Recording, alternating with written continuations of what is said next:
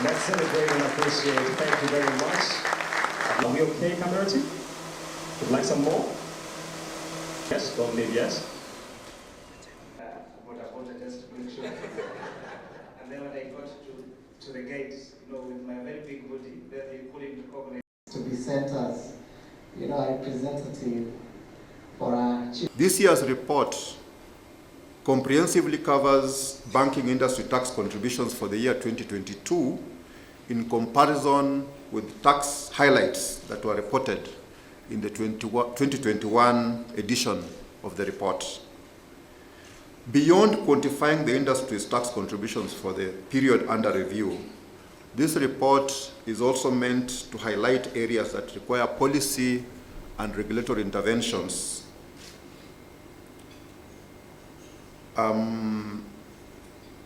to facilitate optimal performance of the banking sector. For this reason, this report continues to be an important resource for policymakers in the broader financial services sector.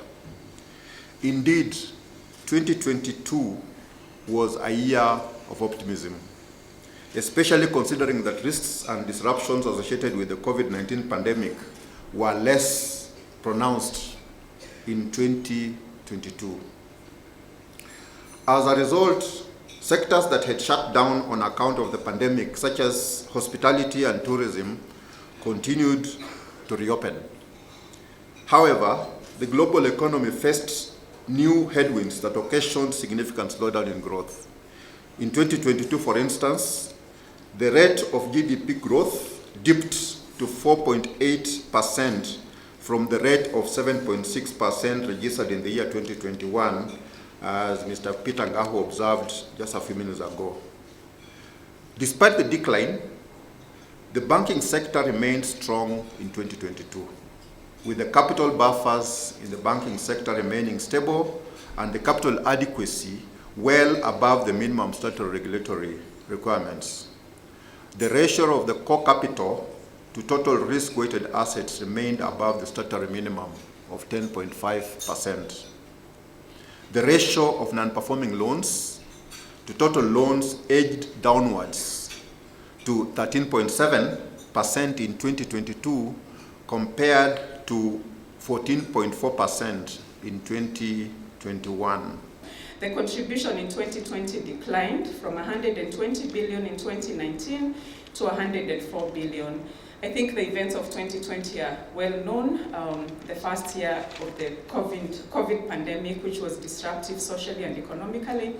And we also saw the reduction in the tax rates that the government gave to sort of cushion the economy from the pandemic.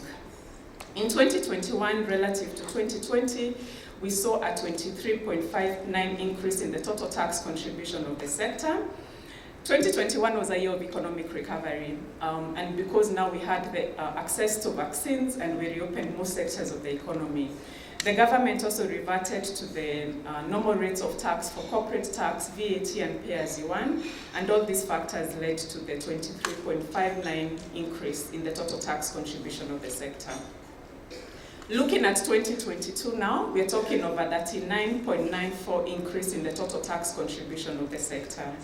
As I had mentioned, the largest driver for this 39.94% increase is the increase in corporate tax, which increased by 77%, primarily because of an increase in the balance of tax that was paid in 2022 as a result of the 85.17% increase in the profitability of the sector in 2021 relative to 2020. We always analyze this data in the context of how much are the 39 banks that participated in this study contributing relative to the total tax collections in this country. The relative contribution in 2021 was 25.58%. I have mentioned the reason for the increase. The reason was the increase in profitability that we have seen in the banking sector year on year, both in 2021 and in 2022. So the points that I would want to mention with regard to this data is the data in the public domain that has been released by the KRA shows that there are around 760,000 people who have registered for corporate tax. Out of these, only about 84,000 actually pay corporate tax. And further, we are now saying that just about 40 taxpayers are contributing 35.92 of the total corporate tax paid in this country. And what this means is that there's continued and sustained reliance by the government on just a few taxpayers to contribute to corporate tax. And I think there are really questions as to how much more we can increase it, and which then means that the objective that we really must have is to recruit more taxpayers so that then we have more people participating in paying taxes in this country.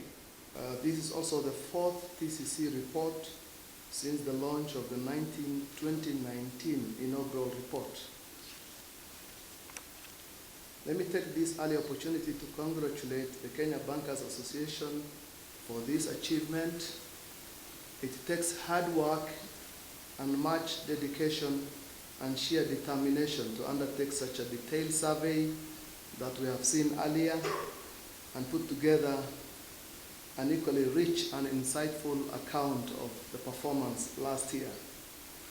The report offers crucial information that will not only be consumed by the financial institution, but will also be used by tax policy makers and implementers like the Kenya Revenue Authority. The insights provided in this report are instrumental in informing the formulation and implementation of specific tax policies that will advance tax administration in this particular sector. KRA will continue welcoming and considering input from such findings as a basis for an enhancement of tax administration processes in the country. Ladies and gentlemen, as mentioned in the report, members of the KBA contribute a significant share in the total taxes that KRA collects each year. The major driver in the bank's performance in tax remittances is income tax, which include corporation tax, withholding tax, and pay as you earn. Other taxes remitted by banks include the VAT and excise duty. The sector especially contributes substantially in the corporation tax kitty each year.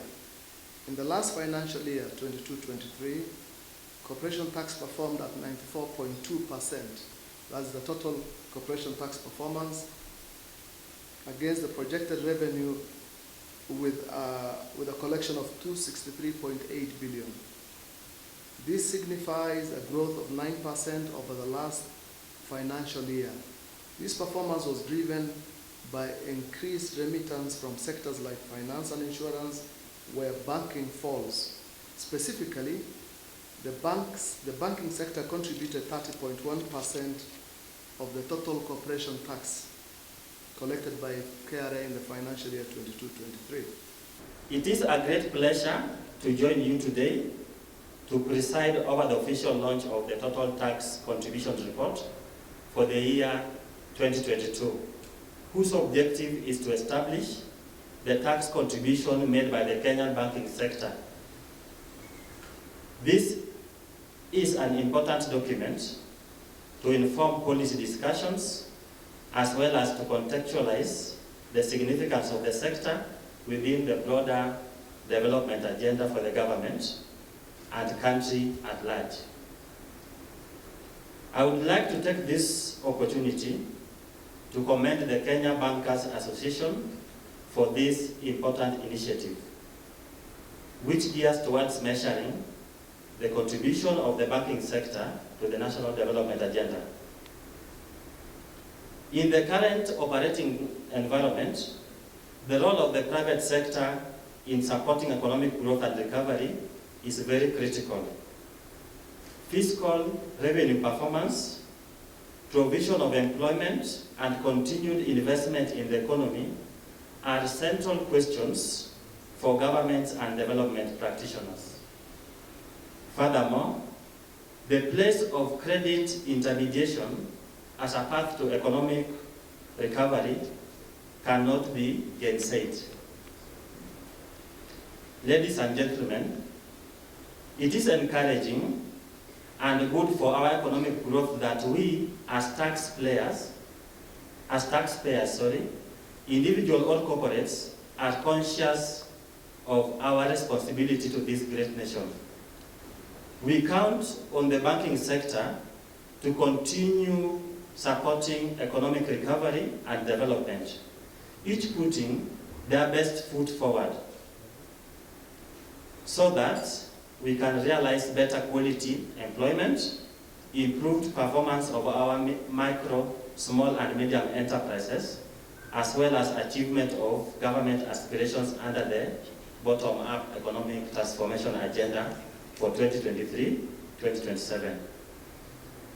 The government is committed to ensuring that business environment remains conducive and supports clear and stronger partnerships between public and private sector players for economic revitalization.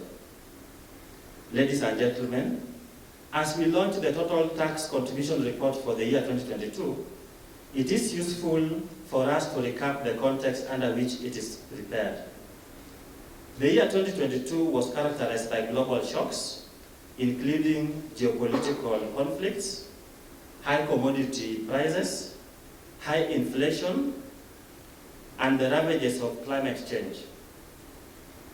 Most world economies were just emerging from devastating global health pandemic, that is COVID-19, whose adverse effects to the livelihoods and revenue streams were very immense.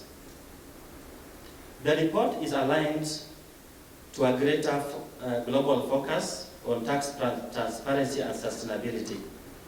As you are aware, ladies and gentlemen, tax continues to be viewed increasingly as the key aspect of sustainability. The Global Reporting Initiative provides a standard tax reporting known as GRI 207.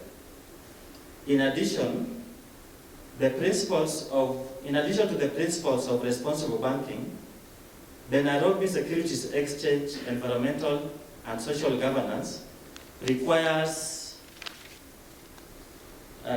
preparation of tax reports by the banking sector and has provided a framework to do so. Ladies and gentlemen, over time, the banking sector has started to harness the potential of the market segments previously deemed risky, such as the micro, small, and medium enterprise space, which is made possible by providing customer-centric products. The sector's efforts and investment in product innovation and risk management are laudable for enhancing variability and flexibility while serving the micro, small, and medium enterprise needs. This includes provision of expert advice on financial management, insurance, investments, and other financial solutions to the micro, small, and medium enterprises. Technological advancement in the sector has also given the micro, small, and medium enterprises the power to choose fit-for-purpose financial products. With this level of agility in the banking sector, the micro, small, and medium enterprises, the majority of which operate informally, can continue to play their role in poverty reduction and shared economic development. Innovative products from banks complement support offered by the government and go a long way in ensuring that we achieve our growth and fiscal targets of our economy. Ladies and gentlemen, the government is at the forefront of championing access to credit by the micro, small, and medium enterprises. This is evident in the recent introduction of the Hustler Fund, which is geared at enhancing financial inclusion by providing access to credit at low interest rates for personal, micro, small, and medium enterprises in the Republic of Kenya. In addition, ladies and gentlemen, the credit guarantee scheme, of which many of us are aware of, is being implemented by the government, and it has also been a vital initiative in supporting credit access to the micro, small, and medium enterprises. The Credit Guarantee Scheme provides a de-risking product to enable banks lend to micro, small, and medium enterprises that would otherwise not access the credit. To date, ladies and gentlemen, 7 banks are participating in the initial phase, and efforts are underway to further revamp the Credit Guarantee Scheme for greater and sustainable impact in our economy. The Credit Guarantee Scheme encourages banks to provide loans to borrowers that they would have otherwise turned away by offering a credit guarantee backed by the government. Through the CGS, a total of Kenya shillings 5.75 billion has been disbursed. That's the amount of money which has been disbursed so far. And this has been disbursed to 3,846 micro and small medium enterprises by participating banks. That's the data as per 30th June 2023. The objective is to enable micro, small, and medium enterprises to obtain the much needed financing for their operations, expansion, and innovation. To further support the micro, small, and medium enterprises in accessing credit, various innovative interventions are being implemented by the government. Key among these include establishment of the movable collateral registry under the Office of the Attorney General